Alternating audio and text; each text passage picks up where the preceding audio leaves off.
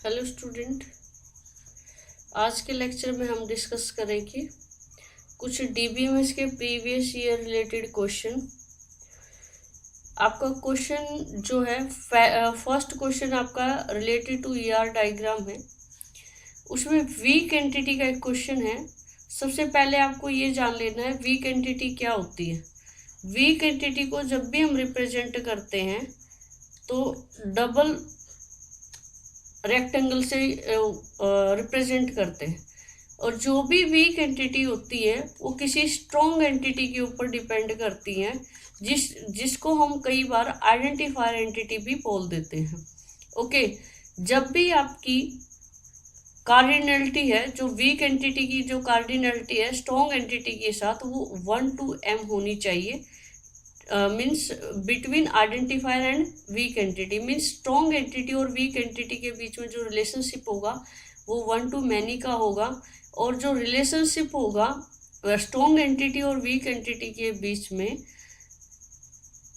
Double diamond से वो represent किया जाएगा। मीन्स रिलेशनशिप जो है वो आपका इस तरीके से होगा strong entity and weak entity के केस में। Let's discuss some question. ये लिंक्ड क्वेश्चन है आपका, जो आपका गेट में भी आया है और आपका नेट में भी आया है। डिटो क्वेश्चन आया है।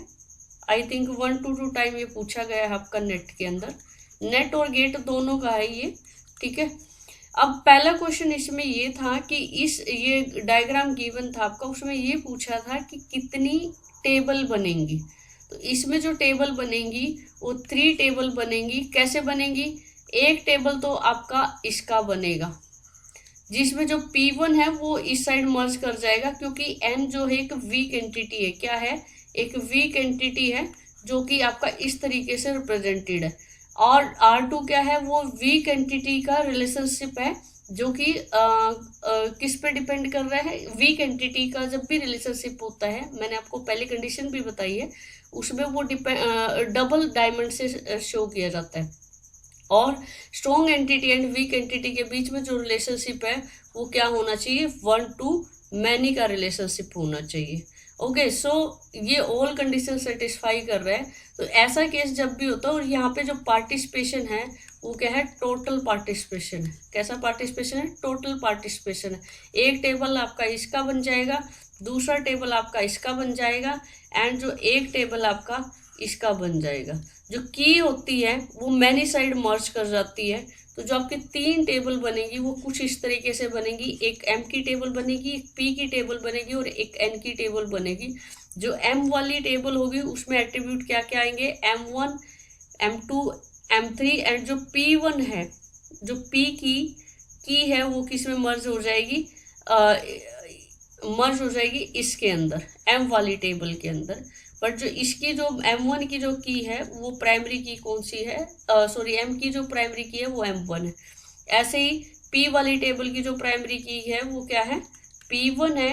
P1 और N1 मिलके एक की बनाएंगे। क्यों? क्योंकि जो N1 है वो डॉट डॉट से रिप्रेजेंट किया जा रहा है। इट मीन्स जो है N1 क्या है कि एक वीक एंटिटी की है, जो कि अकेली आइडेंटिफाई नहीं कर सकती, इसलिए उसको P1 की हेल्प लेनी पड़ेगी। यानी कि स्ट्रॉन्ग एंटिटी की जो की है उसके ऊपर डिपेंड करता है। ओके, सो नेक्स्ट क्वेश्चन है। नेक्स्ट क्वेश्चन में ये पूछ रहा है which of the following correct attribute set for one of the table. जो आपने ये 3 टेबल बनाई है, जो इस तरीके से टेबल बनाई है, उसका करेक्ट एट्रीब्यूट पूछ रहा है। ऑप्शन आपको गिवन है। तो ये भी टेबल नहीं है, ये भी नहीं है, ये भी नहीं, अपनी ये वाली टेबल बनी है। तो इसका आंसर, करेक्ट आंसर क्या बन गया? ए। नेक्स्ट है क्वेश्चन पूछा हुआ है ट्रू फॉल्स से रिलेटेड है। There is always a decomposition. ये आपका नेट में बार बार क्वेश्चन पूछा गया है, स्टेटमेंट में बार बार क्वेश्चन पूछा गया है। जो डिकम्पोजिशन है BCNF के अंदर वो हमेशा क्या होगी?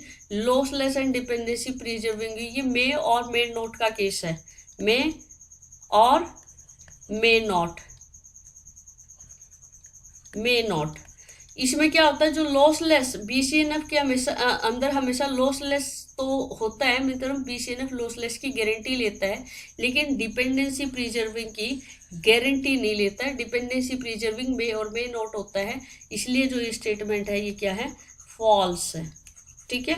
बट जो 3NF है, 3NF में डिपेंडेंसी प्रिजर्विंग होती है। ओके, सो नेक्स्ट क्वेश्चन आपका गिवन है, एक टेबल गिवन है जिसमें 3 एट्रीब्यूट है A B C with the following functional dependency A B determine C and C determine A। अब उसे ये बोला है कि जो ये जो फंक्शनल डिपेंडेंसी गिवन है वो 3NF में है, तो आपने प्रूफ करना है ये BC but not in BCNF, इसको प्रूफ करके दिखाना है। अब आपने इसकी की आइडेंटिफाई करोगे तो की आपकी बन के आएंगी A B and C B, आपकी 2 कैंडिडेट की आएंगी। और जो BCNF होता है, BCNF में हम क्या चेक करते हैं, अल्फा टू बीटा कोई डिपेंडेंसी है तो लेफ्ट साइड हम सुपर की चेक करते हैं। ओके, सो लेफ्ट साइड हमारी क्या है, सुपर की है, क्योंकि फर्स्ट डिपेंडेंसी वो आपकी क्या है, BCNF में है, लेकिन सेकंड डिपेंडेंसी आपकी जो है BCNF में नहीं है, क्योंकि लेफ्ट साइड सुपर की नहीं है, तो ये वाली डिपेंडेंसी BCNF में नहीं है, इसीलिए ये BCNF से बाहर हुआ due to second dependency. But ये 3NF में है, क्यों, क्योंकि लेफ्ट साइड जो है की देखते हैं, BCNF में क्या है, लेफ्ट साइड हम की देखते हैं, या दूसरी और राइट साइड हम क्या देखते हैं, और प्राइम एट्रीब्यूट। तो जो फर्स्ट वाली डिपेंडेंसी आपकी 3NF में भी है, BCNF में भी है, बट जो सेकंड वाली डिपेंडेंसी वो 3NF में है, क्यों, क्योंकि राइट साइड उससे प्राइम एट्रीब्यूट आ गया। तो आपने इसको प्रूफ करके दिखाना था, प्रूफ भी कर दिया। नेक्स्ट आपने की आइडेंटिफाई करनी थी, इस रिलेशन की कौन कौन सी होंगी, आपके पास 2 की आएंगी, A B and C B candidate की आएंगी। नेक्स्ट है आपका क्वेश्चन, दो टेबल गिवन है, R एक टेबल है, S एक टेबल है। R के अंदर एट्रीब्यूट है A B C and S के अंदर एट्रीब्यूट है D E F। 2 relation in which the D जो है वो फॉरेन की है, एंड जो रेफर टू द S, मतलब जो S की फॉरेन की है D, एंड जो रेफर कर रहा है प्राइमरी की of R। Let's see assume A is the primary की ऑफ R, तो जो D है वो किसको रेफर कर रहा है, A को रेफर कर रहा है। तो आपने इसमें क्वेश्चन बताना है, which of the following is true about the referential integrity constraint. तो मीन्स क्या है कि इंसर्ट इनटू आर में कोई प्रॉब्लम नहीं होती, क्योंकि ये प्राइमरी की वाला कॉलम है, आप इसमें इंसर्ट कर सकते हो। क्या कर सकते हो, इंसर्ट अलाउड होता है, इंसर्ट इनटू एस, यहाँ पे इंसर्ट नहीं कर सकते, इंसर्शन अलाउड नहीं है, क्योंकि ये फॉरेन की वाला कॉलम है, फॉरेन की वाली टेबल में हम डायरेक्टली एंटर नहीं कर सकते। यहाँ पे हो सकता है कुछ वैल्यू आपकी एग्जिस्ट नहीं करती हो जो कि आपकी प्राइमरी की में हो, यहाँ पे वही वैल्यू आप इंसर्ट कर सकते हो जो कि आपकी यहाँ पे एग्जिस्ट करती है इस वाले कॉलम के अंदर, यानी कि प्राइमरी की वाले कॉलम में। नेक्स्ट आपका जो है डिलीशन, थर्ड केस क्या है, deletion from R. Yes, deletion from R is not allowed, ये अलाउड नहीं है, क्योंकि जहाँ प्राइमरी की है वहाँ पे डिलीशन अलाउड नहीं है। क्यों, क्योंकि अगर हो सकता है जैसे 1 है, 1 वाली एंट्री हम यहाँ डिलीट कर दें, या 2 वाली एंट्री अगर हम यहाँ पे डिलीट कर दें तो 2 आपका यहाँ पे भी यूज हो रहा है, तो ये आप डिलीट नहीं कर सकते, डिलीशन अलाउड नहीं है आर में। नेक्स्ट आपका क्या है, delete from R. Yes, S से आप डिलीट कर सकते हो, यहाँ से आप डिलीट कर सकते हो एस से। तो क्या है कि ये आपका केस आ गया, जो वॉयलेशन है इसमें आंसर ये था कि भी इसमें सी ऑप्शन है एक और, जिसमें both second and third can cause it's violation. Okay, so answer आपका सी ऑप्शन था। नेक्स्ट क्वेश्चन है आपका, which of the following is, ये आपका करवा दिया है। ओके, रिपीटेड क्वेश्चन है।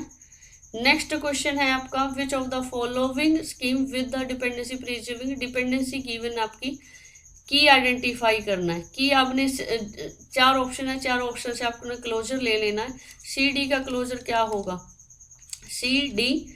नेक्स्ट सी से क्या आ रहा है, एफ आ रहा है। नेक्स्ट ई से क्या आ रहा है, ई हमारा नहीं आया। नेक्स्ट कुछ आ रहा है क्या? C D A, okay, C D हमारी कैंडिडेट की नहीं है। नेक्स्ट ई सी, ई सी कैंडिडेट की है क्या? ई से सी आया, ई एंड सी, ई से क्या आ गया? ए आ गया, एंड सी से क्या आ गया? एफ आ गया, एंड ई सी कलेक्टिवली मिलके किसको ड्राइव कर रहे हैं? डी को ड्राइव कर रहे हैं, एंड ए से क्या आ गया आपका? बी बी आ गया। मीन्स आपके जो रिलेशन के टपल थे A B C D E F, और यहाँ पे भी क्या आ गए? सभी ये सभी आ गए। मीन्स इट मीन्स क्या है? ये की बन गई। इट मीन्स क्या है? ये की बन गई। अगर आप चेक करना चाहो तो ए ई भी चेक कर सकते हो, एंड लाइक दिस ए सी भी चेक कर सकते हो। तो ए ई का अगर क्लोजर लोगे तो क्या आएगा? ए ई, ए से क्या आ रहा है? बी आ रहा है, एंड ई से क्या आ गया? ए आ गया अगेन, ए से बी आ गया। और कुछ ड्राइव हो रहा है क्या? नहीं, और कुछ भी ड्राइव नहीं हो रहा। ए सी, ए सी का क्लोजर अगर लोगे तो क्या आएगा? ए सी, ए से क्या आ गया? सॉरी, ए से क्या आ गया? बी, एंड सी से क्या आ गया? एफ, सी से क्या आ गया? F, and anything else? नहीं, और कुछ नहीं आ रहा है आपका। ठीक है, सो ए की आपकी कैंडिडेट की बनी है जो कि ई सी है। Option B is right. This is direct question. इसमें क्या है कि आपकी एक रिलेशन गिवन है S T U V, and the dependency is given like that S drive T, T drives U, U drives V, and V drive S. Let's R equal to R1 and R2 be decomposition such that R1 intersection R2 equal to 5, then decomposition is, क्या कह रहा है? जब R1 intersection R2 equal to 5 है, इसका मतलब क्या है? ये लॉसी है। क्या है? लॉसी है। तो लॉसी जो होता है वो हमारा 2NF 3NF एंड BCNF में अलाउड नहीं होता है, नॉट अलाउड। क्या होता है? Not allowed. इसमें हमेशा लॉसलेस होना चाहिए, ऑलवेज ऑलवेज लॉसलेस। क्या होना चाहिए? Always lossless. तो ये क्या है? इसमें आंसर जो हो जाएगा नॉट इन 2NF, कि आंसर जो फाइनल रिलेशन है वो आपका क्या जाएगा? 1NF में जाएगा, क्योंकि 2NF 3NF और BCNF आपको क्या है? अलाउ ही नहीं करते कि आप लॉसी डेटा को करो। अब लॉसी डेटा जो होता है, अगर लॉसलेस की कंडीशन आपको ध्यान हो तो लॉसलेस की कंडीशन क्या बोलती है? पहली कंडीशन जो है वो बोलता है R1 union R2 must be equal to R, and second condition है R1 intersection R2 not equal to 5, and third condition है आपकी R1 intersection R2 must be super key of R1 और R2। या तो R1 की होनी चाहिए या R2 की होनी चाहिए। अगर ये तीनों कंडीशन सेटिस्फाई करती हैं तो ही आपका क्या होगा? लॉसलेस होगा। और इसने पहले ही कंडीशन ये जो आइडेंटिफाई कर दी, ये लॉसी की कंडीशन दे दी। तो इसके कुछ क्वेश्चन जो है DBMS के जो रिमेनिंग क्वेश्चन है वो नेक्स्ट वीडियो में हम डिस्कस करेंगे।